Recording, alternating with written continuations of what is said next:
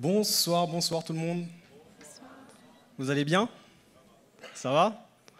En tout cas, on est content de se retrouver, non? Est-ce que vous êtes heureux d'être dans la famille du Seigneur? Est-ce que vous êtes heureux de vous retrouver dans la présence du Seigneur ce soir? Ouais? Bon, en tout cas, je vous accueille dans le nom du Seigneur, dans ce lieu. Et je vous accueille également, vous qui nous suivez en ligne. Soyez les bienvenus. Et frères et sœurs, il y a quelque chose qui est sur mon cœur depuis ce matin. C'est ce chant qui dit « Qu'il est doux, qu'il est agréable pour des frères de demeurer ensemble. » Et quand je lisais le psaume 133, psaume très court, mais qui révèle tellement de choses finalement, au travers du fait de demeurer ensemble et des bénédictions du Seigneur qu'il y a dans le fait de demeurer ensemble. Il dit à la fin de ce psaume que c'est là qu'il y a la bénédiction, que c'est là qu'il y a la vie pour l'éternité. Et je réalisais, frères et sœurs, que demeurer ensemble, c'est pas seulement être ensemble dans un même lieu, ou juste être ensemble pour former une maison, mais demeurer ensemble, c'est aussi rester ensemble. Rester ensemble dans le même esprit, rester ensemble dans l'unité. Et je réalise, frères et sœurs, que dans ma chair, c'est impossible. C'est impossible d'être uni avec quelqu'un d'autre par mes propres forces. Mais par la grâce de Dieu, j'entends un évangile, j'entends l'évangile, j'entends la parole de Dieu. Le Seigneur me fait la grâce d'être sous le ministère de son Saint-Esprit. Et ça, frères et sœurs, ça m'emmène de plus en plus à chérir le fait d'être parmi vous, au milieu de vous, d'avoir cette famille dans le Seigneur. Et vraiment, j'aimerais vous encourager ce soir à nous tenir dans la présence de Dieu, à être reconnaissants pour ça. Le Seigneur nous fait la grâce d'avoir des frères et des sœurs, des pères et des mères dans le Seigneur. Je ne sais pas pour vous, mais moi je veux le louer pour ça ce soir. Je veux lui dire merci. Parce que grâce à ça, frères et sœurs, les choses peuvent être bouleversées dans ma vie peut être chamboulée, mais je sais que si je me tiens sur ça, si je me tiens au milieu de cette famille, il y aura toujours des personnes qui seront là pour me soutenir, pour prier pour moi, pour m'encourager. Et c'est ça l'amour de Dieu pour nous, frères et sœurs. Amen. Allons nous lever. Allons demander à Dieu ce soir, frères et sœurs, de vraiment nous ouvrir notre cœur pour qu'il n'y ait rien de ce qu'il a prévu pour nous ce soir qui tombe à côté. Amen. Seigneur Jésus, merci encore. Merci, Seigneur, pour cette grâce que tu nous fais. Ce privilège, Seigneur, que tu nous donnes de pouvoir nous tenir dans ta présence, au milieu de ta famille, Seigneur. Cette chance, Seigneur, que tu nous fais d'être appelés tes enfants. Et combien, Seigneur, ce soir, avec humilité et reconnaissance, nous voulons élever ton saint nom, Seigneur. Te dire merci, Seigneur, car c'est grâce à ton sacrifice sur cette croix, Seigneur, que nous pouvons être réconciliés avec toi. Et combien, ce soir, Jésus, nous voulons te louer, t'adorer pour cela, Seigneur, et exprimer pleinement notre reconnaissance, Jésus. Merci, Seigneur. Amen. Merci, Jésus. Alléluia. Ce que ce frère vient de dire tout à l'heure, nous allons le chanter. Qu'il est bon, qu'il est doux pour des frères de demeurer ensemble. Amen. Qu'il est doux pour des frères de demeurer ensemble. Qu'il est doux pour des frères de demeurer ensemble.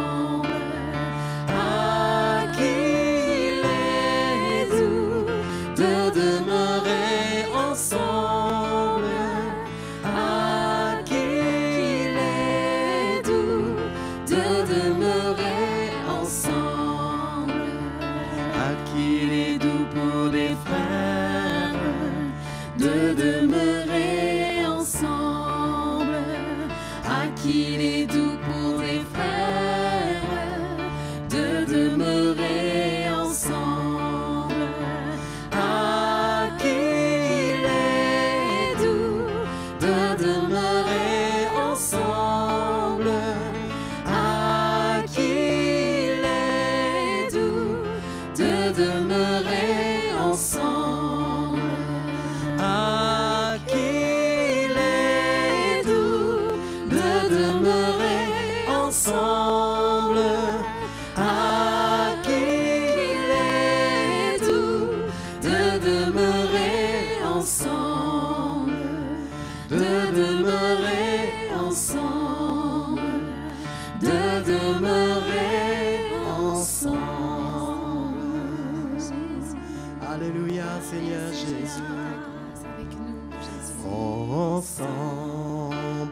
dans la liberté, ensemble pour s'aimer. Que le monde sache que nous sommes à Jésus, en voyant l'amour dans notre vie, ensemble dans la liberté, ensemble pour s'aimer.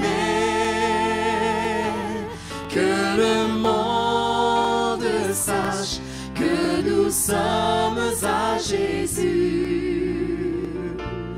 en voyant l'amour dans notre vie. Chantons encore ensemble dans la liberté. Ensemble dans la liberté, ensemble pour s'aimer. Que le monde sache que nous sommes à Jésus, en voyant l'amour dans notre vie. Que le monde sache, que le monde sache que nous sommes à Jésus, en voyant l'amour dans notre vie, en voyant l'amour dans notre vie, en voyant l'amour dans notre vie. Alléluia, Seigneur Jésus. C'est vrai, Seigneur. C'est vrai, Seigneur. Nous croyons que quand le monde verra ton amour dans nos cœurs, dans nos vies, Seigneur, les uns pour les autres, Seigneur, c'est là que le monde verra vraiment que tu es là, que tu es au milieu de nous. Seigneur, mais combien nous voulons t'exalter dès maintenant pour cela, parce que nous voulons que cet amour soit en nous, Seigneur Jésus. Nous te bénissons, Seigneur, ce soir. Nous t'exaltons, Jésus. Nous voulons vraiment te connaître de plus en plus, Seigneur, afin que ton amour demeure dans nos cœurs, Jésus. Alléluia. Nous bénissons ton saint nom, Seigneur. Alléluia. Alléluia. Qu'il est bon d'élever le nom du Seigneur ce soir. Alléluia. Alléluia. Qu'il est bon d'élever le nom de notre Dieu, d'exprimer notre reconnaissance. Et son cœur déborde d'un immense amour pour nous, d'une grâce qu'on ne peut mesurer. Qu'il est bon d'élever le nom de notre Dieu, d'exprimer notre reconnaissance. Et son cœur déborde d'un immense amour pour nous, d'une grâce qu'on ne peut mesurer.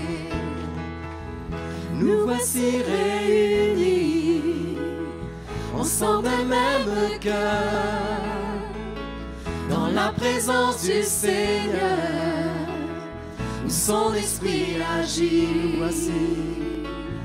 Nous voici réunis, ensemble d'un même cœur, dans la présence du Seigneur, où son esprit agit. Qu'il est bon d'élever le nom de notre Dieu, d'exprimer notre reconnaissance. Et son cœur déborde d'un immense amour pour nous, d'une grâce qu'on ne peut mesurer. Qu'il est bon d'élever le nom de notre Dieu, d'exprimer notre reconnaissance. Et son cœur déborde d'un immense amour pour nous, d'une grâce qu'on ne peut mesurer. Nous chanterons son amour et sa fidélité, sa grâce chaque jour et tout ce qu'il a fait. Comment décrire sa bonté et tous ses bienfaits? Dès le matin, louons-le jusqu'à la fin du jour. Qu'il est bon d'élever le nom de Dieu, d'exprimer notre reconnaissance. Et son cœur déborde d'un immense amour pour nous, d'une grâce qu'on ne peut mesurer. Qu'il est bon, Qu'il est bon d'élever le nom de notre Dieu, d'exprimer notre reconnaissance. Et son cœur déborde d'un immense amour pour nous, d'une grâce qu'on ne peut mesurer. gloire et puissance, Gloire, puissance, soit à Jésus-Christ, notre Sauveur, vivant, digne de louange. Gloire, puissance, soit à Jésus-Christ, notre Sauveur, vivant, digne de louange. Qu'il est bon d'élever le nom de notre Dieu, d'exprimer notre reconnaissance. Et son cœur déborde d'un immense amour pour nous, d'une grâce qu'on ne peut mesurer. Qu'il est bon d'élever le nom de notre Dieu, d'exprimer notre reconnaissance. Et son cœur déborde d'un immense amour pour nous, d'une grâce qu'on ne peut mesurer, d'une grâce qu'on ne peut mesurer, d'une grâce qu'on ne peut mesurer. alléluia Seigneur. Merci Seigneur. Jésus, nous te louons, nous t'adorons Seigneur. Alléluia Seigneur mon Dieu. Tu es bon Seigneur et merveilleux. Oh, merci Seigneur Jésus. À toi la gloire oh, Jésus. Merci mon Dieu. Merci Seigneur Jésus. Alléluia. Oh, merci Seigneur Dieu Tout-Puissant. Alléluia. Jésus, t'adorons notre Dieu. Nous t'adorons Seigneur. Alléluia. Alléluia.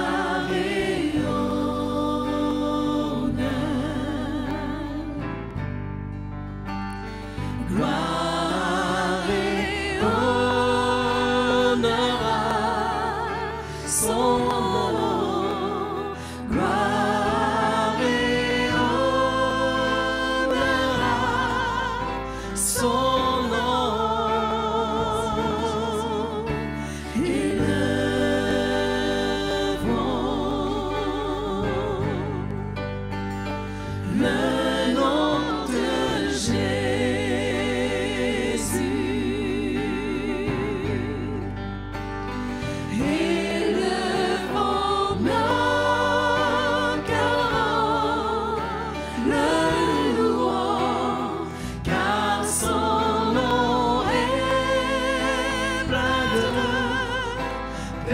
puissance. Son nom est Jésus. Alléluia.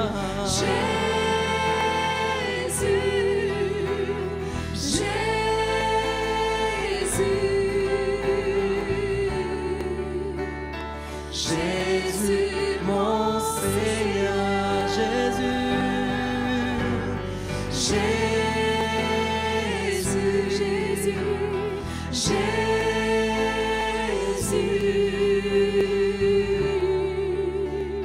Jésus, mon Seigneur. Gloire et honneur.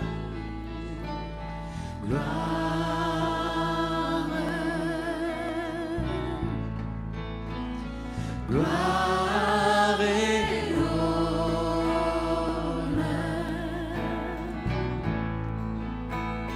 gloire et honneur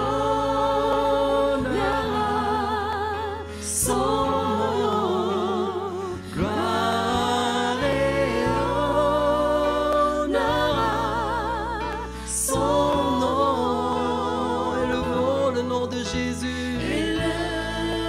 Élevons son nom ce soir. Le nom de Jésus.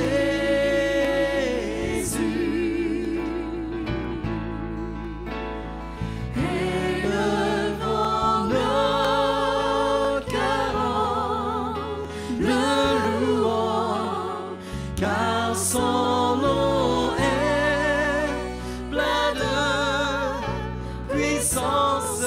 C'est vrai, Seigneur. Son nom est Jésus. Jésus,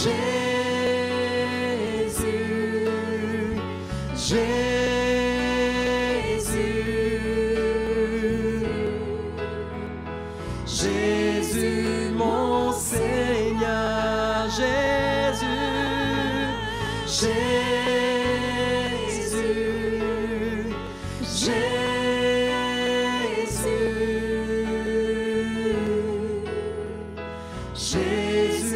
mon Seigneur,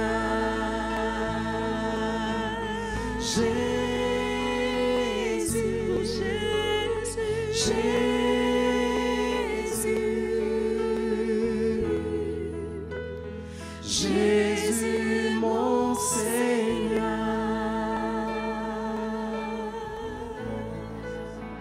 Alléluia.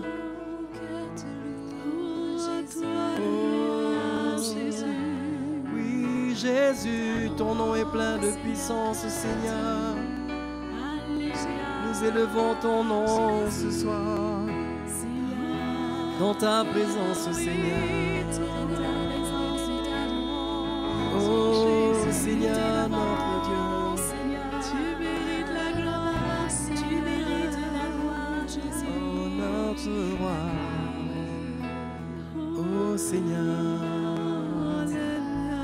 T'adorons, Jésus. Oui, Seigneur.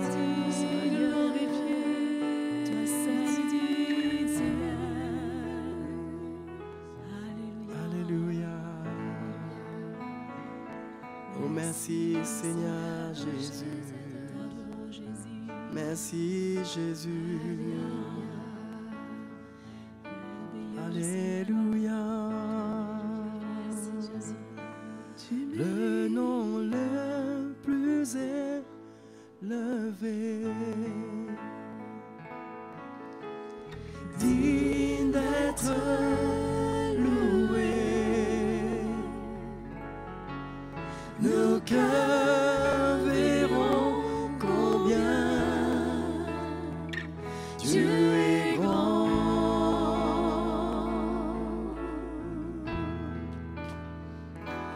Le nom le plus élevé,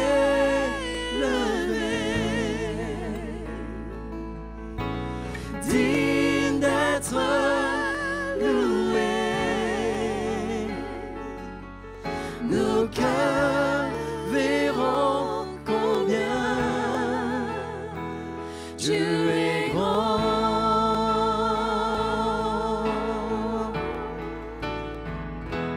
Notre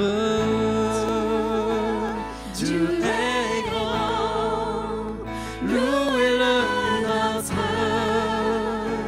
Dieu est grand, et tous verront combien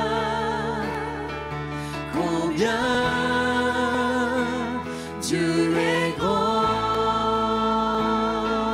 Notre Dieu est grand, notre Dieu est grand, louez-le, notre Dieu est grand, et tous verront combien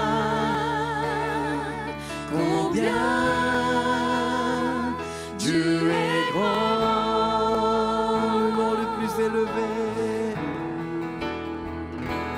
le nom le plus élevé, c'est vrai, Seigneur Jésus, digne d'être loué. nos cœurs verront combien Dieu est grand, le nom le plus élevé, le nom le plus élevé, digne d'être loué.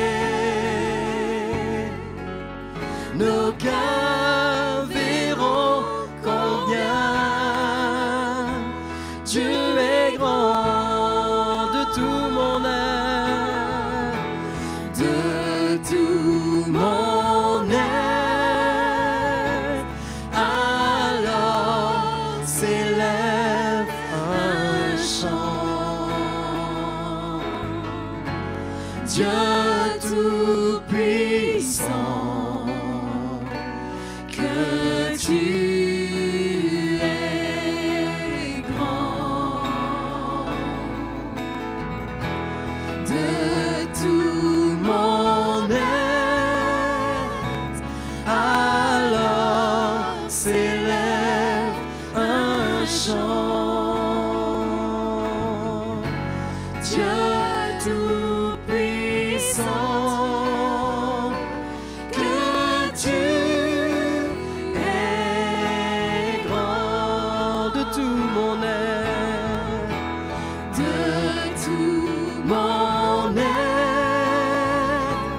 Alors s'élève un chant.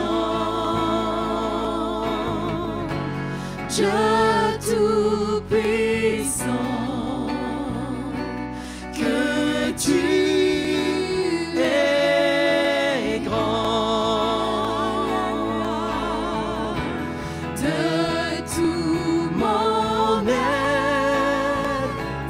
Alors s'élève un chant. Dieu tout-puissant, que tu es grand. Dieu tout-puissant, que tu es grand. Dieu tout-puissant, que tu es grand. Alléluia, Jésus notre roi, tu es grand, Dieu tout-puissant. Alléluia, notre Dieu, t'adorons, Seigneur. Jésus notre roi, alléluia. Oh notre roi, t'adorons, Seigneur. Jésus. Oh, notre Gloire au Seigneur, gloire au Seigneur. Je vous salue tous, frères et sœurs, dans le nom du Seigneur Jésus. Je ne veux pas saluer simplement ceux qui sont avec moi dans cette salle, mais je veux également saluer, et ils sont nombreux, ceux qui nous suivent derrière leur petit écran, leur écran. Eux aussi se sont rassemblés pour pouvoir bénéficier de la grâce du Seigneur. Chaque fois que nous nous réunissons, le Seigneur a quelque chose pour nous. Et même, je dirais, pour chacun de nous.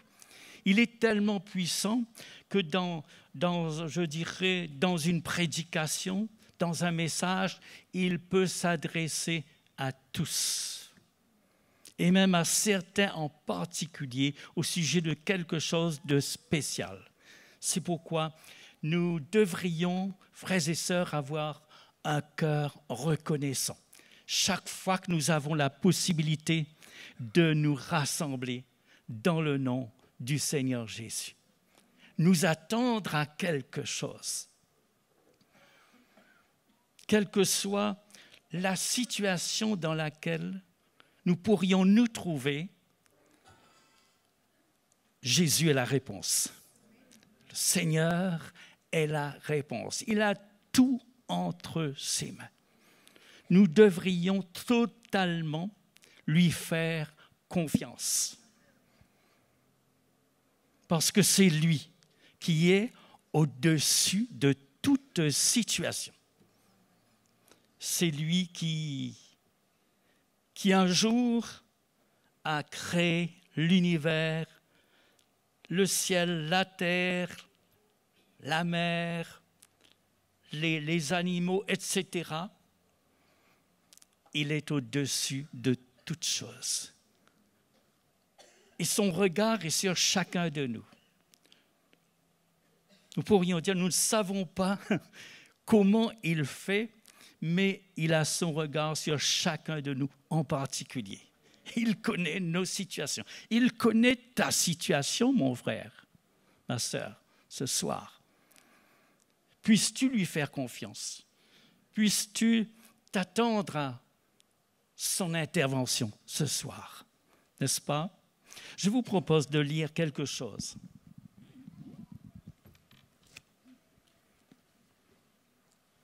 Dans Philippiens, au chapitre 4.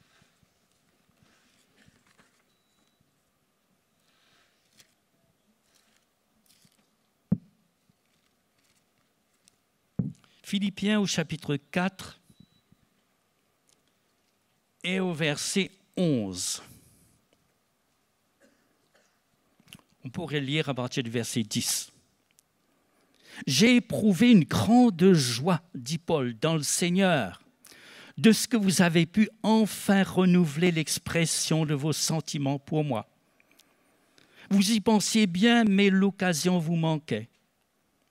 Ce n'est pas en vue de mes besoins que je dis cela, car j'ai appris à être content de l'état où je me trouve. Je sais vivre dans l'humiliation, je sais vivre dans l'abondance. » C'est comme s'il disait, je sais vivre dans le besoin et je sais vivre dans l'abondance. En tout et partout, j'ai appris à être rassasié et à avoir faim, à être dans l'abondance et à être dans la disette, dans le manque, si on peut dire. Je puis tout par celui qui me fortifie. Quelle foi chez cet homme! Il avait diverses qualités, et en particulier cette qualité-là. Il était en contact avec les Philippiens, et lui-même, l'apôtre Paul, bien sûr, il traversait toutes sortes de situations, des situations, je dirais, normales, ordinaires, même agréables, et des situations difficiles, comme nous d'ailleurs. Hein? Nous connaissons toutes sortes de situations, n'est-ce pas, mes frères et sœurs? Toutes sortes de situations. Et ici, les Philippiens avaient un contact spécial avec lui. Les Philippiens le suivaient en quelque sorte dans tout ce qu'il faisait chaque jour. Et les Philippiens le soutenaient même financièrement. En écoutant l'apôtre Paul au départ, on pourrait croire qu'il s'attendait spécialement à cela, à recevoir, comme d'habitude, des finances de la part des Philippiens. Et même parfois, s'il était, je dirais, un peu charnel, parfois, avoir ce cœur qui s'attend à ce que, effectivement, il y a des cœurs qui se manifestent en sa faveur pour le soutenir et à manifester un cœur particulièrement reconnaissant vis-à-vis de ceux qui lui faisaient du bien. Mais il s'est gardé d'avoir ce cœur-là, ce cœur, je dirais, qui compte sur la participation des autres. Et les choses se sont passées comme si on aurait pu le voir avec cette attitude, comme je vous le disais, qui s'attend à quelque chose, mais lui-même, il a précisé, il a tenu à préciser, ce n'est pas en vue de mes besoins que je dis cela. Il aurait pu être motivé par les besoins qu'il avait et puis apprécier le geste des Philippiens. Mais non, il a tenu à le préciser, ce n'est pas en vue de mes besoins que je dis cela. Et un peu plus loin, d'ailleurs au verset 17, il dit, ce n'est pas que je recherche les dons, mais je recherche le fruit qui abonde pour votre compte. Ah, ça peut nous étonner. Ça étonne ce cœur. Il n'a pas recherché les dons, alors que peut-être quelqu'un d'autre se serait attendu à ce moment où il allait recevoir les dons et bien sûr être reconnaissant au Seigneur, être reconnaissant vis-à-vis de ces gens-là. Mais il dit, ce n'est pas que je recherche les dons, mais je recherche le fruit qui abonde pour votre compte. Parce que lorsque vous accomplissez ce que vous accomplissez en ma faveur, vous manifestez un cœur généreux vis-à-vis du Seigneur lui-même. Vous étonnez en quelque sorte le Seigneur, vous intéressez spécialement le Seigneur parce que vous faites manifester, vous exprimez vos cœurs. Et moi, j'apprécie cette situation, disait-il. J'apprécie cette situation où vous soutenez le ministère. Vous accompagnez l'Église dans ce qu'elle a besoin d'accomplir chaque jour. Donc l'apôtre Paul n'attirait pas l'attention sur lui, sur ce que cela produisait en lui. Il le dit encore une fois, « Ce n'est pas en vue de mes besoins que je dis cela, car j'ai appris. » Et voilà ce sur quoi je veux attirer votre attention. J'ai appris à être content de l'état où je me trouve. Puissions-nous, frères et sœurs, avoir ce cœur-là, être content de l'état où nous nous trouvons. Que ce soit un état où nous nous sentons dans un certain confort, où les choses tournent en notre faveur, ou alors dans un état où il y aurait tout pour ne pas apprécier ce qui se passe, il y aurait tout pour peut-être se décourager. Mais l'apôtre Paul dit qu'il a appris à être content de l'état où je me trouve. Puissions-nous avoir ce cœur, ce soir même, être content de l'état dans lequel vous vous trouvez. D'accord ?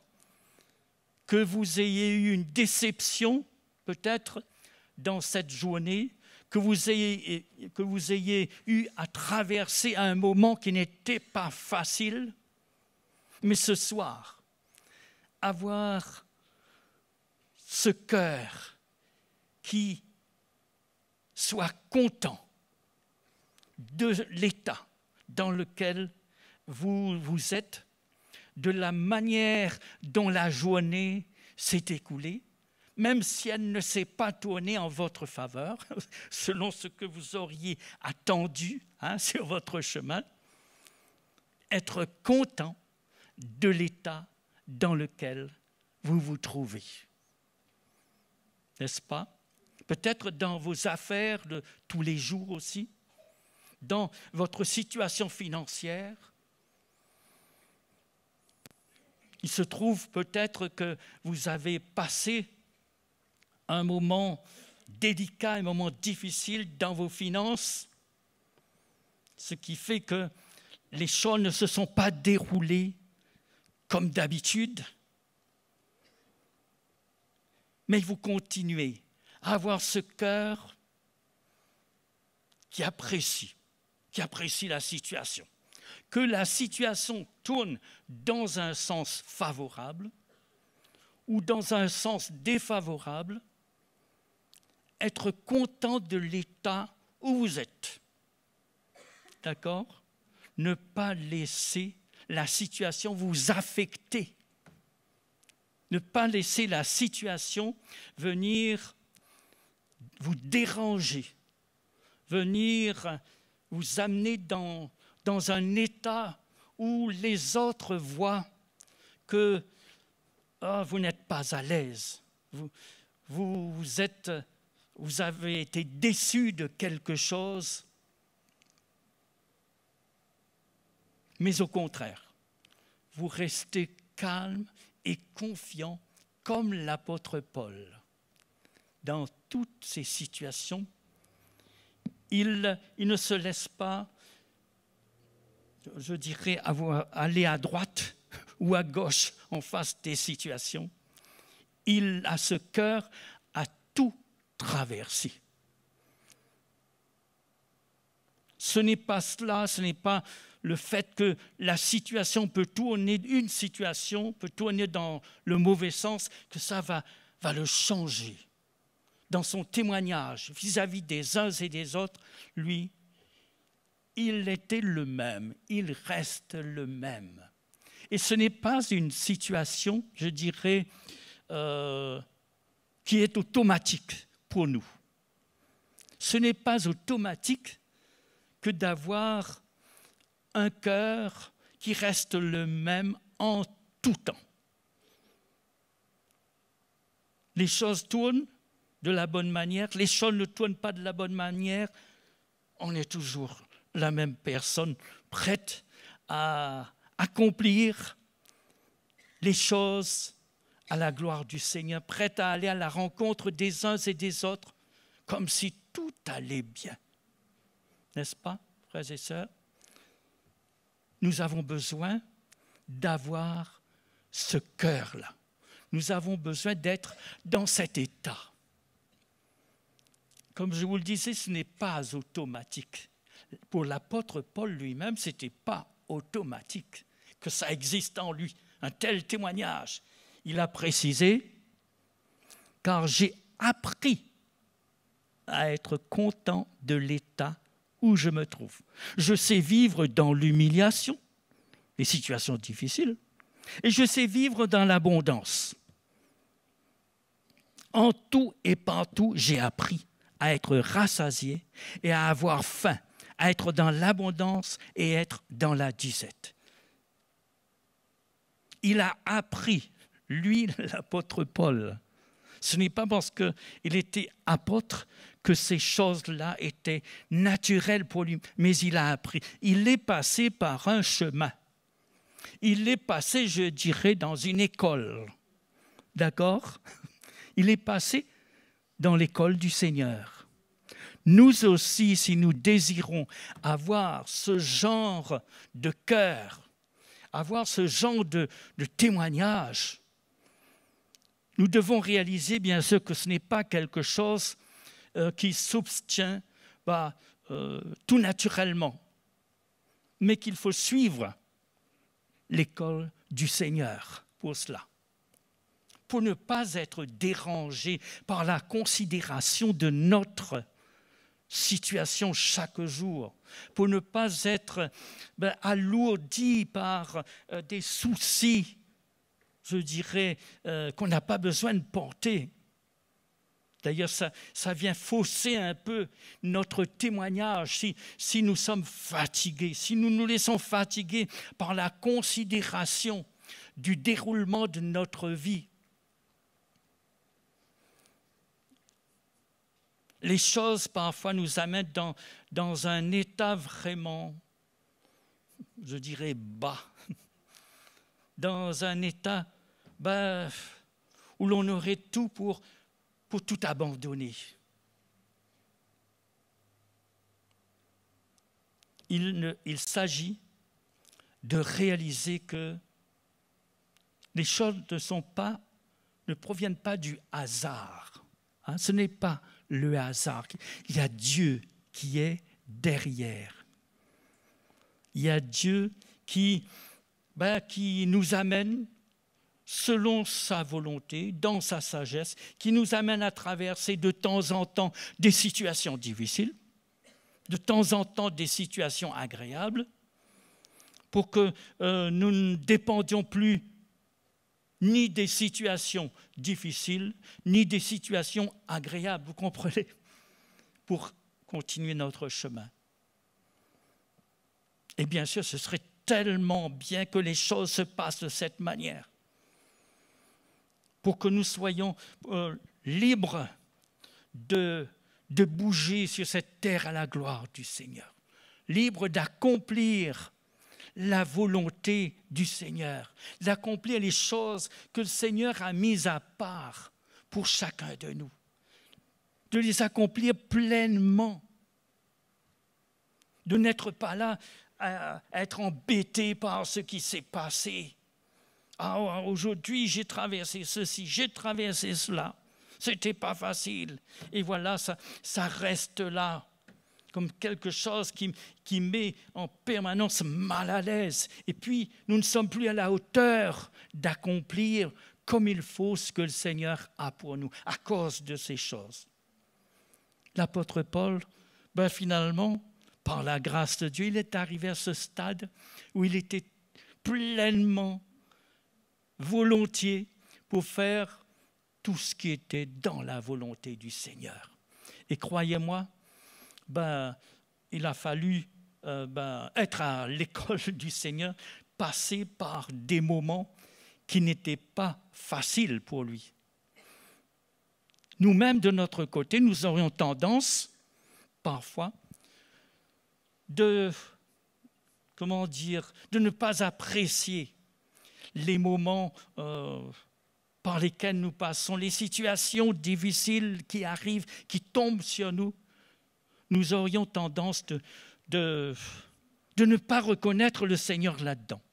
On dirait que le Seigneur s'est trompé quand il a permis ces choses de se dérouler sur mon chemin, jusqu'à même m'amener à me décourager. Nous aurions cette tendance-là. Mais cependant, le Seigneur voudrait nous amener à un stade où que les choses tournent en notre faveur, que les choses ne tournent pas en notre faveur, nous sommes pareils.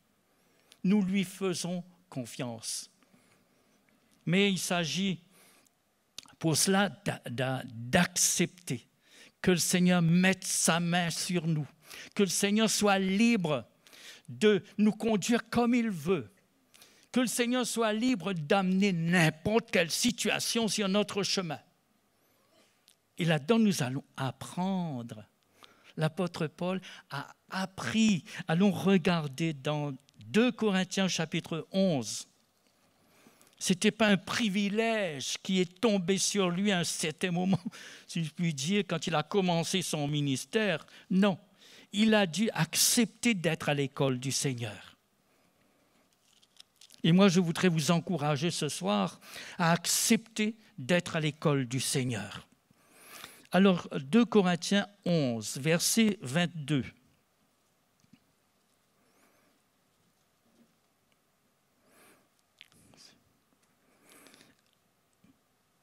Sont-ils hébreux? Voilà l'apôtre Paul qui parle aux Corinthiens en parlant de ces détracteurs, des faux serviteurs de Dieu qui faisaient n'importe quoi au milieu du peuple du Seigneur. Sont-ils hébreux? Moi aussi. Sont-ils israélites? Moi aussi. Sont-ils de la postérité d'Abraham? Moi aussi.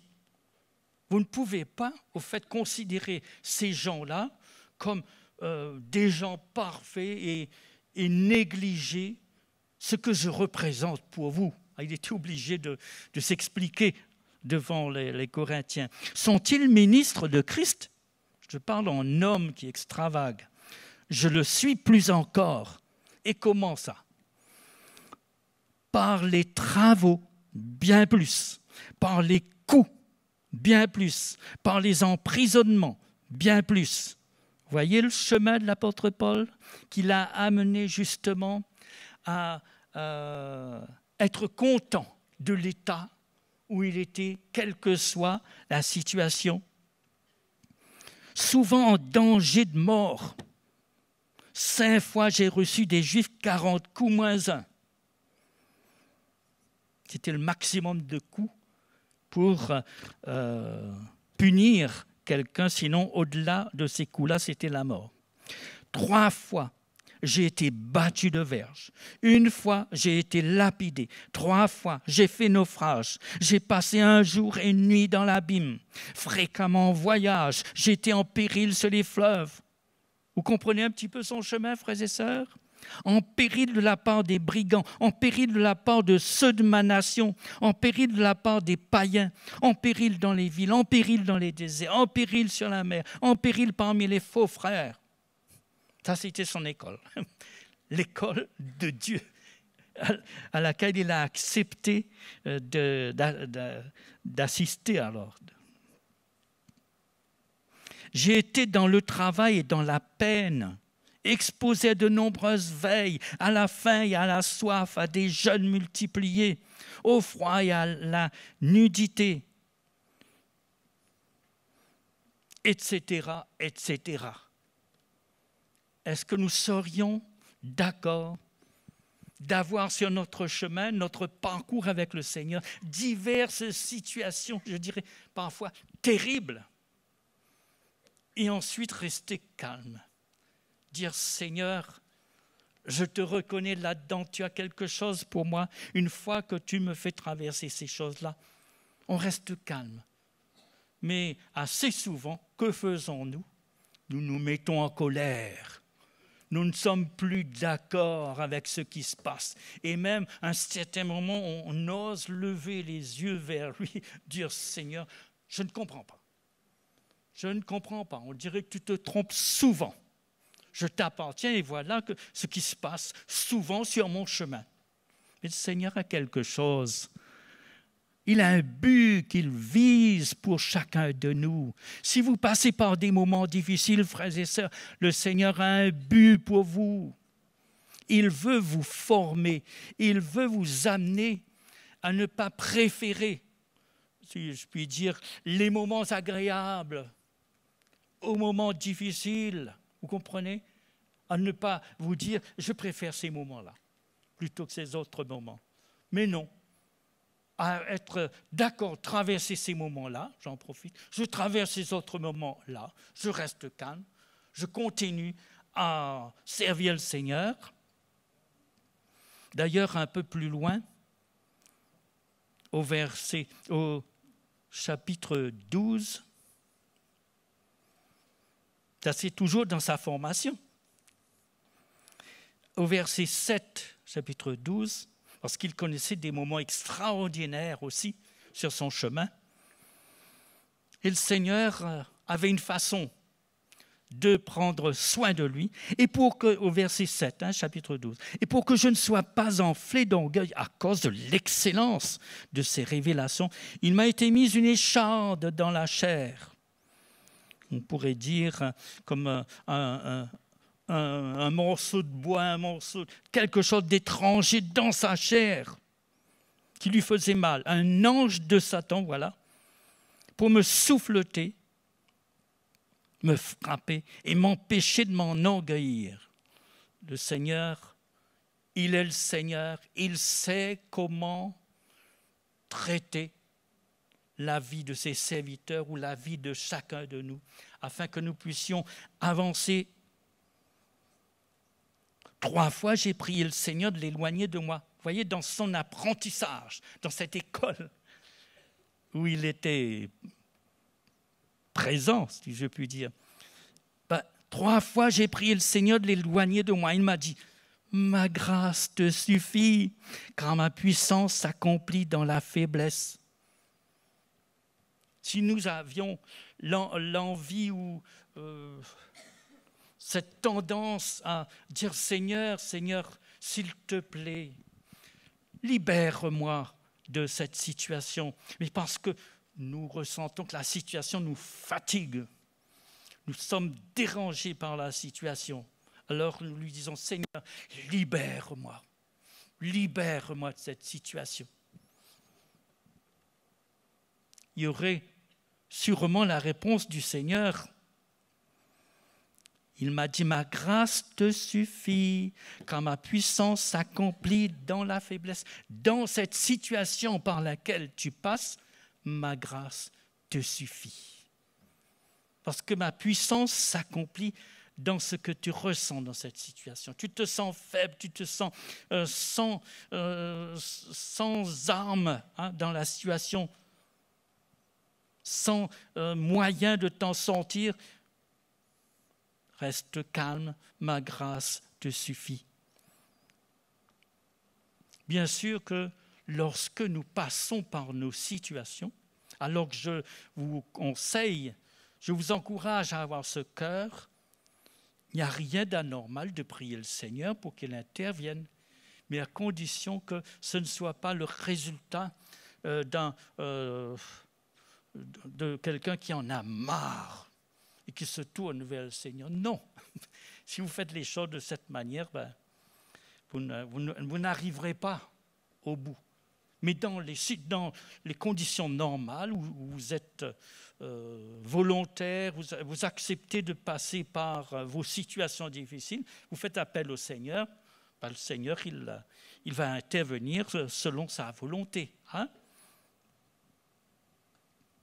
Alors l'apôtre Paul disait, je me glorifierai donc bien plus volontiers de mes faiblesses, afin que la puissance de Christ repose sur moi. Il en est arrivé à apprécier les situations où il était fatigué, découragé. Il préférait ces situations-là aux autres situations plus agréables que tout le monde sur la terre apprécierait de manière spéciale, parce qu'il dit que la puissance de Christ repose sur moi.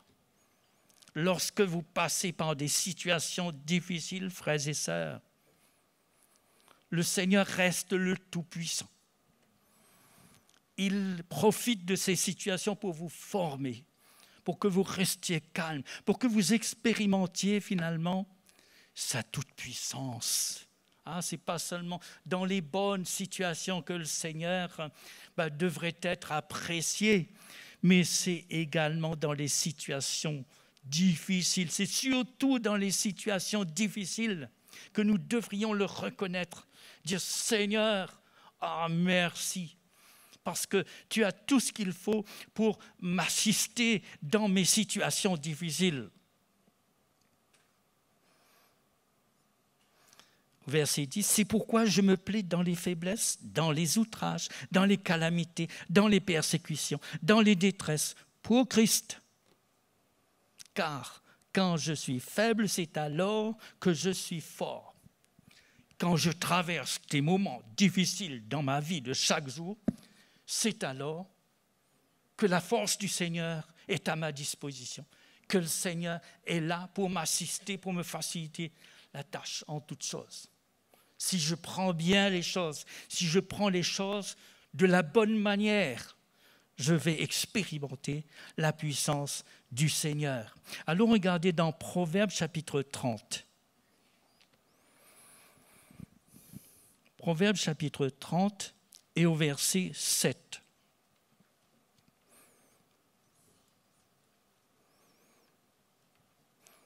Nous-mêmes, nous aurions tendance, frères et sœurs, à préférer les situations où nous sommes à l'aise, où les choses concourent à notre bien-être, à notre confort, plutôt que d'accepter aussi les autres situations, les situations difficiles. Alors que le Seigneur, c'est lui qui est à la tête de cette école-là pour nous faire grandir, pour nous amener à le découvrir dans ce qu'il est en mesure de faire, quelle que soit la situation. Quelle que soit ta situation ce soir, frère, sœur, le Seigneur, il se sert de cela pour que tu continues à le découvrir dans son amour pour toi, dans sa force qu'il met à ta disposition lorsqu'il intervient, dans sa toute-puissance. Autrement dit, toute chose concourt à ton bien, à ta victoire. Alors, chapitre 30, Proverbe, verset 7. Je te demande 2 choses. Ne me les refuse pas avant que je meure. Éloigne de moi la fausseté et la parole mensongère. Ne me donne ni pauvreté, ni richesse. Ce ne serait pas forcément notre désir du Seigneur que mes finances augmentent. C'est quelque chose que j'apprécie, Seigneur. J'ai fait un certain temps avec un certain niveau de finances jusque-là, que mes finances augmentent. Mais le Seigneur, il connaît toutes choses, lui. Il connaît chacun de nous. Ne me donne ni pauvreté, ni richesse. Accorde-moi le pain qui m'est nécessaire. De peur que dans l'abondance, je ne te renie. Et ne dise qui est l'Éternel. Ou que dans la pauvreté, je ne dérobe, je ne m'attaque au nom de mon Dieu. Vous voyez ce que la richesse peut produire dans le cœur des enfants du Seigneur. Ils ne sont pas dispensés de cela. Si le Seigneur les comble, jour après jour, le niveau financier augmente à un certain moment, ils ne vont plus reconnaître que la gloire est au Seigneur. Ils vont dire, mais ça c'est parce que jour après jour, je le prie. Je suis fidèle à ce qu'il me dit et voilà pourquoi les choses... Non. La parole nous montre que nous devons nous méfier d'avoir des finances en abondance à notre disposition. Parce que ça pourrait nous faire glisser du mauvais côté. Hein? Tout comme la pauvreté aussi pourrait nous amener à être mal à l'aise, à avoir des idées vraiment négatives, des idées noires. Mais le Seigneur, lui, il est là pour nous faire passer aussi bien dans des situations où nous manquons de certaines choses et dans d'autres situations, il peut nous faire passer aussi pour ensuite nous faire comprendre certaines choses. Hein? Allons voir Psaume 73. le psaume 73. Et oui, le psalmiste l'a expérimenté. Lui, c'est au niveau du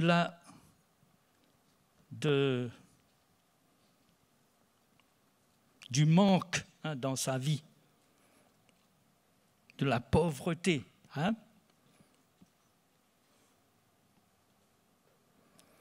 Psaume 73, il est dit, oui, Dieu est bon pour Israël, pour ceux qui ont le cœur pur. Toutefois, mon pied allait fléchir, mes pas étaient sur le point de glisser, car je portais envie aux insensés en voyant le bonheur des méchants. Vous voyez ce que la pauvreté, si on ne la maîtrise pas comme il faut, si on n'a pas un témoignage à la gloire du Seigneur dans ces moments-là, la pauvreté pourrait nous amener, pourrait nous fatiguer, pourrait nous affecter et nous amener à porter notre regard sur les autres qui ne traversent pas comme nous. Ces difficultés. Je portais envie aux insensés en voyant le bonheur des méchants. Rien ne les tourmente jusqu'à leur mort. Vous voyez, son cœur était en train de se gâter là. Et leur corps est chargé d'embonpoint. Une santé vraiment que l'on voyait. On pouvait voir de l'extérieur même, leur corps chargé. Ils n'ont aucune part aux souffrances humaines. Vous voyez ce genre de raisonnement-là? Ils ne sont point frappés comme le reste des hommes. Aussi l'orgueil leur sert de collier. La violence est le vêtement qui les enveloppe. L'iniquité sort de leurs entrailles. Les pensées de leur cœur se font jour. Ils raillent et parlent méchamment d'opprimés. Ils profèrent des discours hautains. Autrement dit, c'est quelqu'un qui n'a pas apprécié l'état dans lequel il est. C'est quelqu'un qui n'est pas content de l'état dans lequel il se trouve. Vous comprenez là?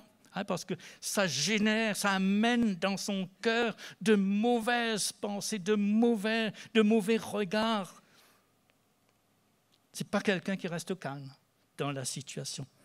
Mais cependant, on peut être ce genre de personne, mais il y a une façon de s'en sortir, il y a une façon de saisir la leçon que le Seigneur veut nous faire saisir. Alors un peu plus loin, au verset 12. Ainsi sont les méchants, toujours heureux, ils accroissent leur richesse. C'est donc en vain que j'ai purifié mon cœur, et que j'ai lavé mes mains dans l'innocence. Chaque jour, je suis frappé. Tous les matins, mon châtiment est là. On pourrait arriver à ce stade où l'on n'apprécie plus. On n'apprécie plus la grâce du Seigneur. Chaque jour, je suis frappé. Tous les matins, mon châtiment est là. Si je disais, je veux parler comme eux, voici, je trahirais la race de tes enfants. Bon, il y avait quand même une certaine mesure d'équilibre en lui. Mais il ne s'est pas resté là. Il n'est pas resté là.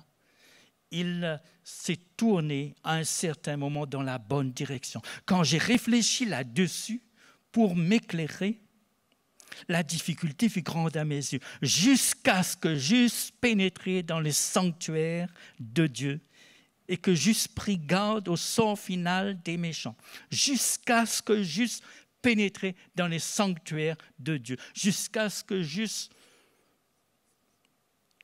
pris la direction en direction du Seigneur et que je me sois mis à ses pieds pour le prier, pour reconnaître que finalement j'ai tort dans toute la ligne, j'ai tort Seigneur. Alors à partir de là, les choses ont changé. Lui qui n'était pas content finalement de la situation dans laquelle il était, parce qu'il s'est tourné à un certain moment vers le Seigneur. C'est ça la solution. Au lieu de se mettre en colère, au lieu de s'élever contre quiconque nous rencontrons autour de nous, porter un regard, juger les autres qui sont plus riches que nous sur cette terre. Lui, à un certain moment, il s'est tourné vers le Seigneur. Et c'est là qu'il a eu cette vérité qui l'a libéré. Donc, frères et sœurs, si nous désirons en toute chose, en toute situation, sur cette terre, être libre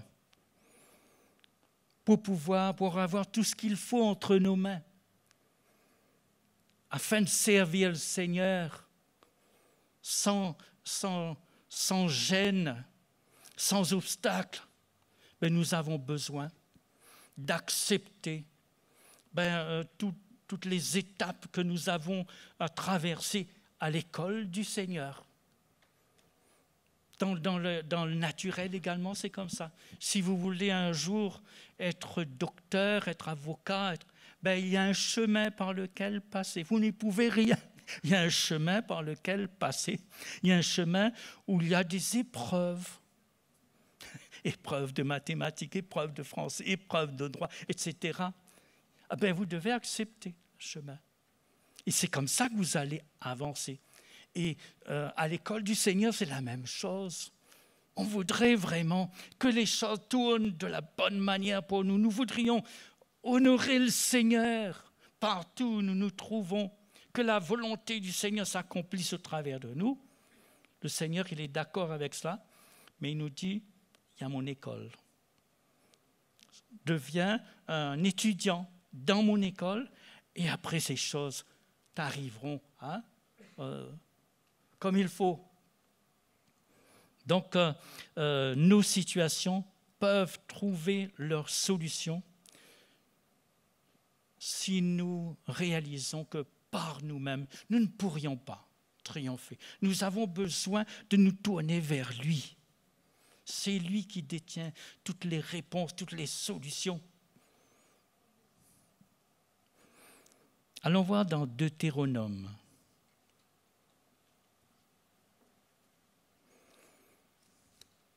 Deutéronome au chapitre 8. Vous comprenez, frères et sœurs, ce que je vous communique ce soir? Chapitre 8, à partir du verset 2.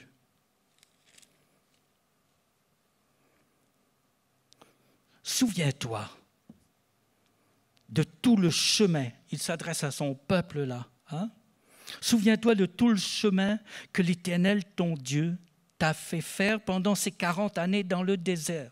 C'est pas facile, entre nous. Afin de t'humilier et de t'éprouver pour savoir quelles étaient les dispositions de ton cœur et si tu garderais ou non ses commandements. Le Seigneur, il veut vraiment nous placer devant son miroir, devant sa parole, pour que nous voyions exactement ce que nous sommes, parce que dans une certaine mesure, nous sommes aveugles. Nous ne pouvons pas nous aligner avec la volonté du Seigneur. Et cependant, il faudrait le faire. Il t'a humilié, il t'a fait souffrir de la faim. Il t'a fait passer par des moments d'humiliation, comme l'apôtre Paul, là, qui disait « J'ai appris à être content de l'état où je me trouve. Je puis vivre aussi bien dans l'humiliation que dans l'abondance. » Pas de problème. Mais il avait appris, à coup de situation dont le Seigneur s'est servi sur son chemin, il a appris cela. Il t'a humilié, il t'a fait souffrir de la faim, il t'a nourri de la manne. Dans les situations, le Seigneur était venu quand même, mais à sa manière, que tu ne connaissais pas et que n'avaient pas connu tes pères, afin de t'apprendre. Afin de t'apprendre. L'apôtre Paul a appris, il disait, parce que j'ai appris à être content de la situation, que je sois dans l'humiliation, que je sois dans l'abondance, afin de t'apprendre que l'homme ne vit pas de pain seulement. Ce n'est pas parce qu'on a un certain bien-être dans un sens ou dans un autre sur cette terre-là qu'on va se dire c'est formidable. C'est formidable, avec ça, je pourrais faire face, je pourrais faire la volonté du Seigneur. Mais non, ce ne sont pas les situations qui sont des éléments dont le Seigneur se sert, situations terrestres, pour qu'on soit à la hauteur de le servir comme il faut. afin de t'apprendre que l'homme ne vit pas de pain seulement, mais que l'homme vit de tout ce qui sort de la bouche de l'Éternel, que toutes ces choses que nous connaissons, que nous expérimentons, toutes ces choses qui ne sont pas agréables, toutes ces choses qui seraient là pour nous décourager, elles sont là pour nous apprendre que nous avons besoin de nous tourner vers lui, de ne pas nous appuyer sur le fait que les choses tournent bien, ou ne tournent pas bien. Dans les deux cas, nous avons besoin de nous tourner vers lui. Mais que l'homme vit de tout ce qui sort de la bouche de l'Éternel. Et c'est de cette manière-là que les bonnes choses entrent en nous. Petit à petit, nous devenons intelligents. Nous devenons sages dans les situations. Nous sommes prêts à faire face comme il faut à toutes choses qui se présentent sur notre chemin. Une dernière référence, Deutéronome 8, verset 10. Parce que l'homme est il entre facilement dans les habitudes, qu'à un certain moment, il ne réalise plus que c'est la grâce du Seigneur qui a agi. À un certain moment, ils disent, c'est moi, un peu comme Nebuchadnezzar qui regardait Babylone. Babylone, c'est parce que je suis sur le trône que les choses se passent de cette manière. Ensuite, il a été puni, humilié par le Seigneur. Verset 10, « Lorsque tu mangeras et te rassasieras, tu béniras l'Éternel ton Dieu pour le bon pays qu'il t'a donné. Ne crois jamais que c'est par toi que cela a pris cette bonne direction-là, que les choses se sont bien... C'est à cause de moi, parce que je suis un habitué avec le Seigneur. Donc, non. En tout temps, tu dois penser au Seigneur. Garde-toi d'oublier l'Éternel ton Dieu, au point de ne pas observer ses commandements, ses ordonnances et ses lois que je te prescris aujourd'hui. Lorsque tu mangeras et te rassasieras, lorsque les situations vont tourner dans le bon sens, lorsque tu bâtiras et habiteras de belles maisons, lorsque tu verras multiplier ton gros et ton menu bétail, s'augmenter ton argent et ton or, et s'accroître tout ce qui est à toi, réalise que ces choses-là peuvent t'écarter, t'éloigner du Seigneur, parce que ce sont des choses terrestres. Prends garde que ton cœur ne s'enfle et que tu n'oublies l'Éternel, ton Dieu, qui t'a fait sortir du pays d'Égypte, de la maison de servitude, qui t'a fait marcher dans ce grand et affreux désert où il y a des serpents brûlants et des scorpions, dans des lieux arides, etc., etc. Donc il ne s'agit pas d'oublier le Seigneur parce que la situation tourne mal ou parce que nous apprécions les situations agréables, les situations confortables. Ça aussi, ça peut nous amener à nous éloigner du Seigneur. Et le Seigneur, il est sage. Il connaît chacun de nous. Il sait jusqu'où nous donner du bien-être ou jusqu'où restreindre aussi notre bien-être parce qu'il connaît chacun de nous. Mais dans son cœur, il veut nous faire avancer, lui. Il veut nous amener à ce stade où nous soyons contents de l'état dans lequel nous nous trouvons. Ce soir, nous sommes là, nous pouvons avoir ce cœur à être contents. J'ai raté mon examen, j'ai raté un diplôme, mais je reste content de l'état où je me trouve, parce que tout cela, c'est sous le regard du Seigneur. Vous comprenez? Il ne faut pas qu'il y ait une chose dans notre vie terrestre, frères et sœurs, qui soit suffisante pour nous éloigner du Seigneur. Donc c'est pour ça que l'apôtre Paul, lui, quand les Philippiens intervenaient, sont venus à sa rencontre, dans ses besoins, il ne s'est pas réjoui, je dirais, outre mesure pour cela. Parce qu'il se disait, même si les Philippiens ne me donne rien pour ensuite d'une situation ou par une autre, je continue à être ce que je suis, parce que mon Dieu prend soin de moi.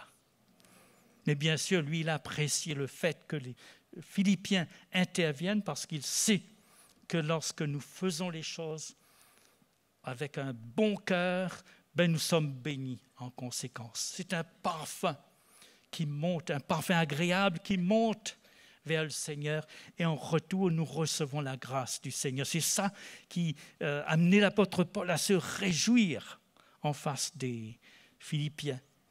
Donc, frères et sœurs, la parole du Seigneur, de diverses manières, nous amène à le rencontrer dans toutes nos voies, dans toutes nos situations.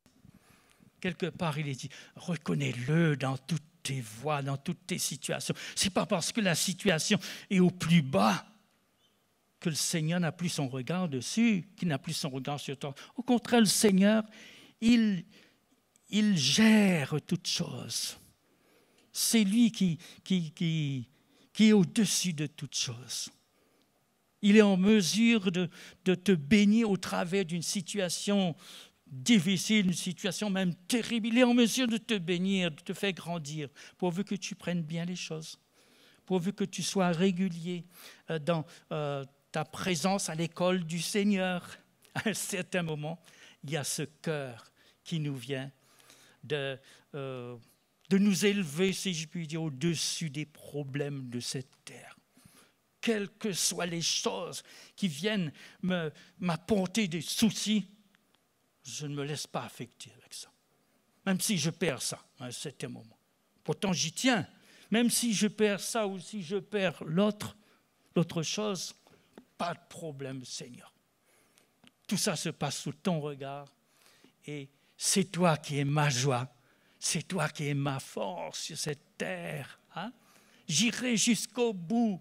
Toi, tu as accepté d'être humilié sur cette terre. Tu as accepté de passer par la situation la plus terrible. Monter sur la croix, c'était une malédiction. Tu as accepté cela.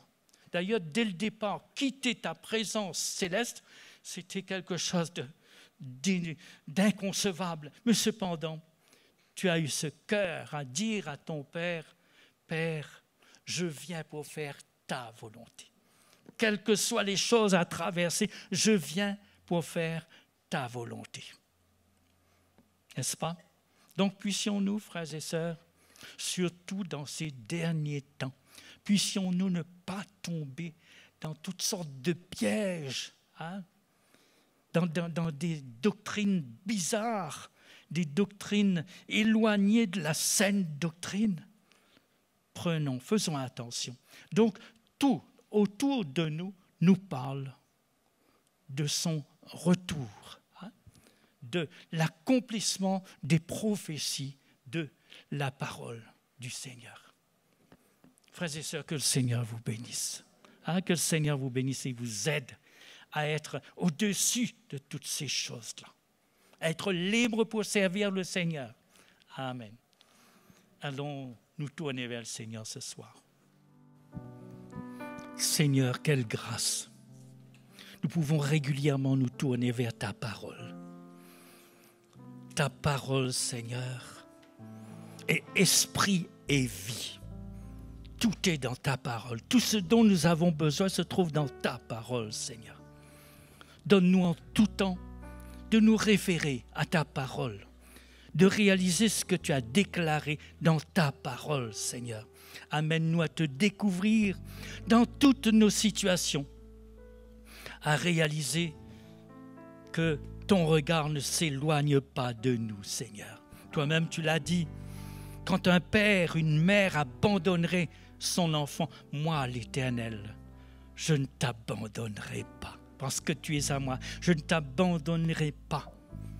Je ne te délaisserai pas parce que tu m'appartiens. La promesse du Seigneur, les promesses du Seigneur dans sa parole.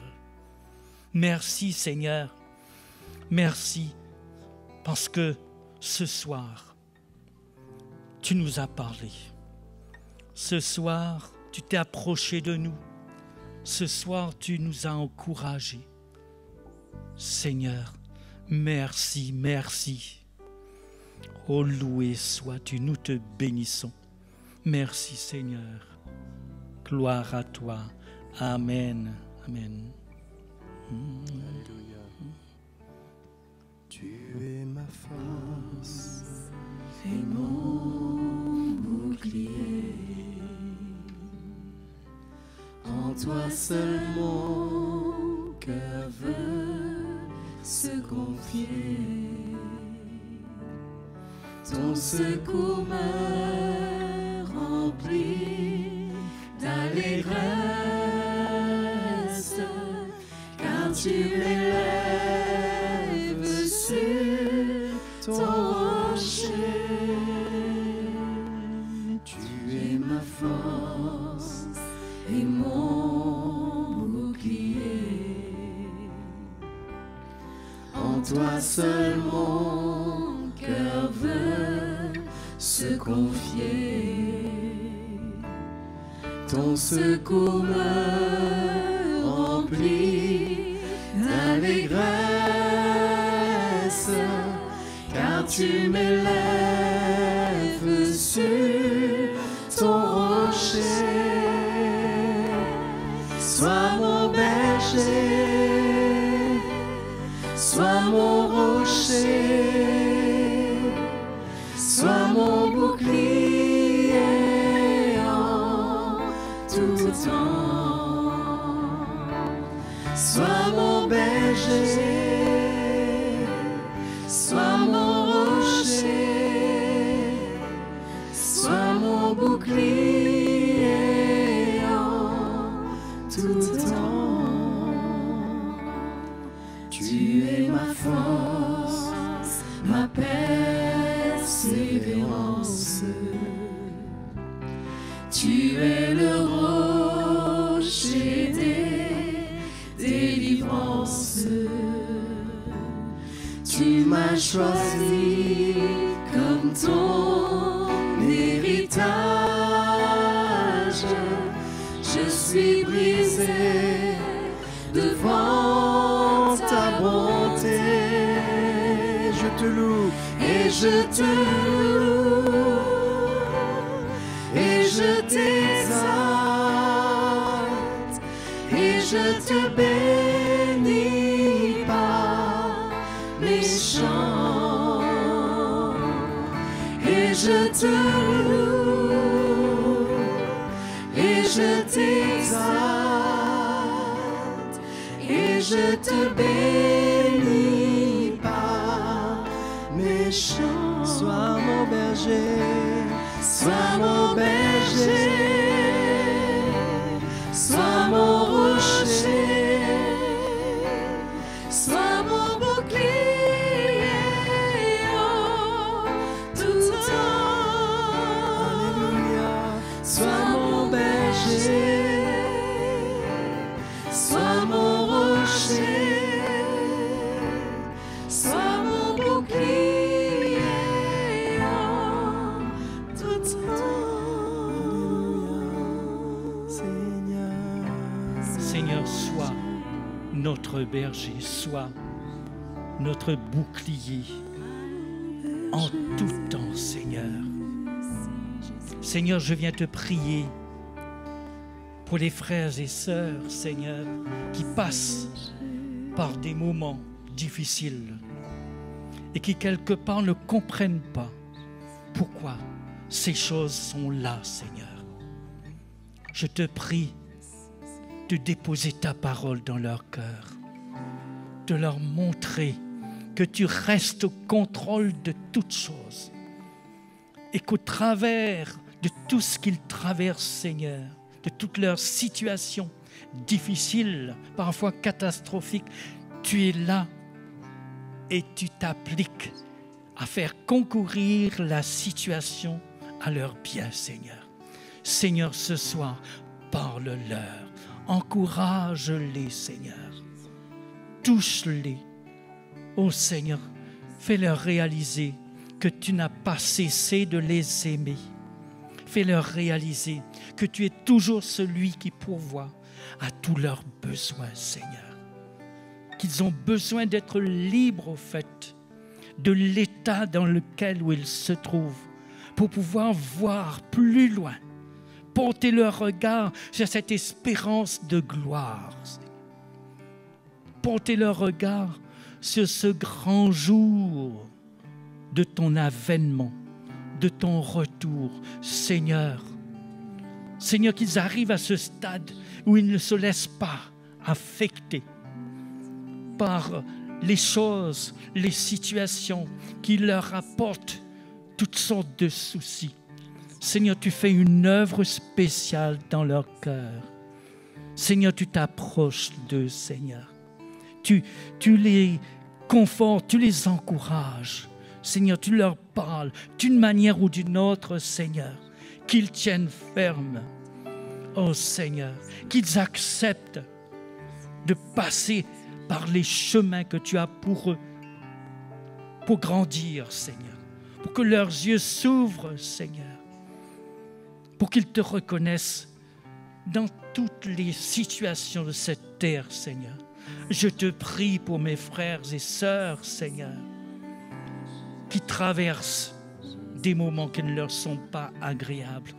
Seigneur, que ta grâce repose sur eux ce soir. La mesure de grâce dont ils ont besoin, Seigneur, tu la leur accordes, Père, dans le nom de Jésus, Seigneur. Oh Seigneur, tu leur fais ressentir ta présence.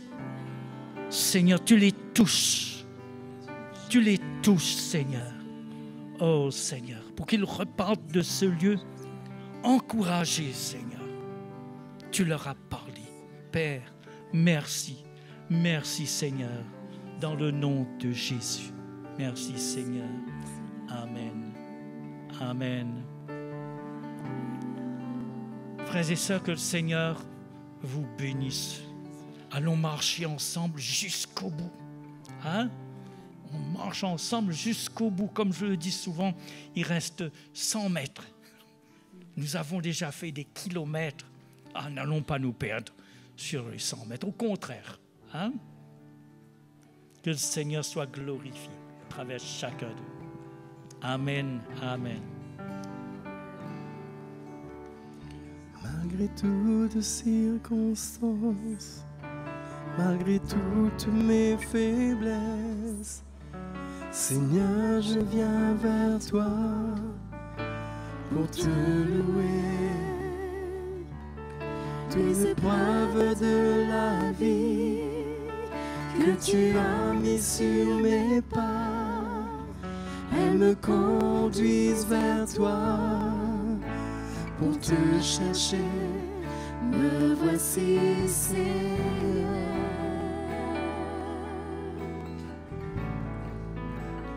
Me voici, Seigneur.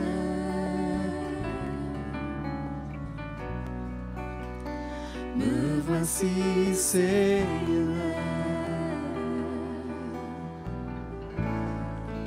Je veux faire ta volonté.